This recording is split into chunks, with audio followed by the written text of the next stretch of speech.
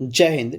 Gujarati study and education ચેનલમાં તમારા દરેકે દરેક મિત્રોનું હાર્દિક સ્વાગત છે. તો આજે આપણે વિડીયોમાં જોઈશું કે ધોરણ 12 વિષય છે મિત્રો તત્વજ્ઞાન એટલે કે ફિલોસોફી. અને જે મિત્રો તમારે પેપર લેવાઈ ગયું છે બોર્ડનું એ પેપરનું મિત્રો આજે આપણે વિડીયોમાં સંપૂર્ણ સોલ્યુશન જોવાના છે. તો વિડીયો પૂરેપૂરો જોજો. શરૂઆત કરીએ આપણે બોર્ડના પેપરની, જે માર્ચ 2024નું પેપર છે. તો શરૂઆત કરીએ આપણે પ્રશ્ન 1થી વિભાગ એથી. જો મિત્રો આપણે સીધા એના જવાબ જોશું. જે મિત્રો વિકલ્પો આપ્યા હતા એમાં જવાબ આવશે ઓપ્શન સી નિષેધ. જવાબ આવશે ઓપ્શન સી. સીધા મિત્રો આપણે જોઈશું જવાબ. જોઈએ આગળ પ્રશ્ન કે તત્વજ્ઞાન અગર વિષય નથી, આ વિધાન કયા પ્રકારનું છે? તો સંયુક્ત આવશે ઓપ્શન સી જવાબ આવશે.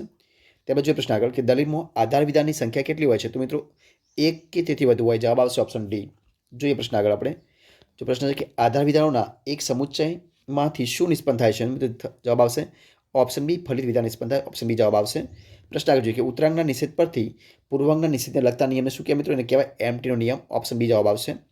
ત્યારબાદ આગળ રૂપલક્ષી સાબિતીમાં ટ્રાન્સલેટરની આગળ લખવામાં આવતો જે પી હોય એ શેનું મિત્રો નિર્દેશ કરે? તો એ આધાર વિધાન નિર્દેશ શું કરે? એ આધાર વિધાન નિર્દેશ કરે. જવાબ આવશે ઓપ્શન એ આધાર વિધાનનો નિર્દેશ કરે છે. ઓપ્શન એ જવાબ. પ્રશ્ન આગળ 4 પદવાળા સંવિધાનમાં કેવા પ્રકારનો દોષ થાય છે?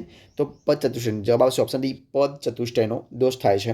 પ્રશ્ન આગળ જોઈએ આપણે કે નિરુપાધિક સંવિધાનમાં પ્રત્યેક પદનો ઉપયોગ કેટલી વાર થાય છે? તો 2 વાર. ઓપ્શન જવાબ આવશે બી.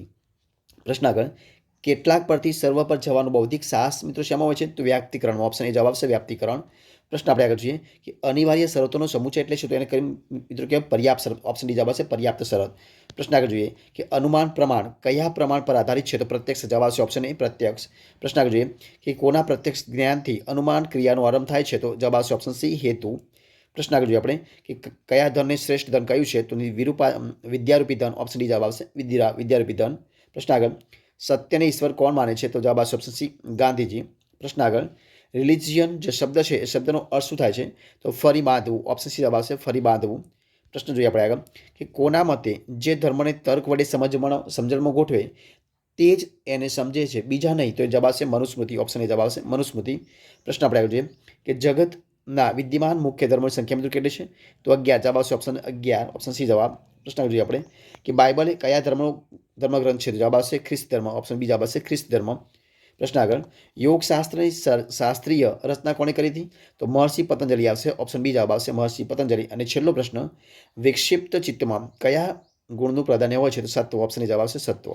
એટલે આપણે મિત્રો વિભાગ એ પૂરો જોઈએ. વિભાગ બી મિત્રો આપણે જોવાનો પ્રયત્ન કરીએ. જો એમાં શું આવશે તો કે જે પહેલો છે તો વિકલ્પનની શાબ્દિક રજૂઆત માટે મિત્રો કયા શબ્દનો ઉપયોગ થાય છે? તો કાં તો અથવા. જે કાં તો અથવા એ શબ્દનો ઉપયોગ થાય. આગળ જોઈએ પ્રમાણભૂત દલીલ એટલે શું? તો મિત્રો જે દલીલનું આધાર વિધાન સત્ય હોય અને તે દલીલનું ફલિતાન પણ સત્ય હોય એને શું કહેવાય?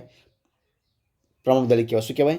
કે જે દલીલનું આધાર વિધાન સત્ય હોય અને તે દલીલનું ફલિતાન પણ સત્ય હોય તો એને શું કહેવાય મિત્રો? પ્રમાણભૂત દલીલ કહેવાય. પ્રશ્ન આપણે આગળ જોઈએ. જો મિત્રો એચએસનો નિયમ છે એનું મિત્રો રૂપ કઈ રીતે આવશે? તો આ આવશે જો પી શરતી ક્યુ આવે. પી શરતી ક્યુ બરાબર છે. ક્યુ શરતી આર. તેથી પી માટે પી શરતી આર આવશે. માટે પી શરતી આ રીતે આપણે લખી શકીએ.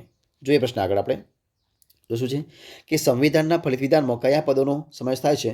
તો મિત્રો સાધ્યપદ અને પક્ષપદ. શું આવશે? સાધ્યપદ અને પક્ષપદ બરોબર છે એનો સમાવેશ થાય છે.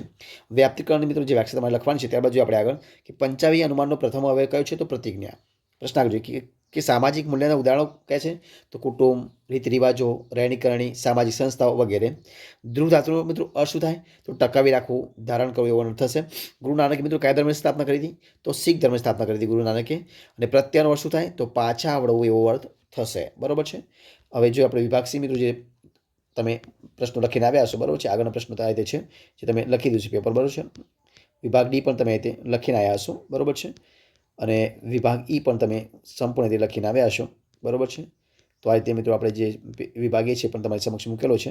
ટૂંકમાં મિત્રો આપણે પેપર અહીં પૂરું કરીશું. જો તમને વિડીયો ગમે હોય તો લાઇક કરો, કોમેન્ટ કરો, તમારા મિત્રો વિડીયો શેર કરો અને છેલ્લે ચેનલ નવા હોય ચેનલ સબસ્ક્રાઇબ ન કરી હોય તો Gujarati study education channel subscribe કરવા માટે વિનંતી છે. ફરી મળીશું નવા વિડીયો સાથે, નવા ટોપિક સાથે. બની રહ્યો. જય હિન્દ, જય ભારત.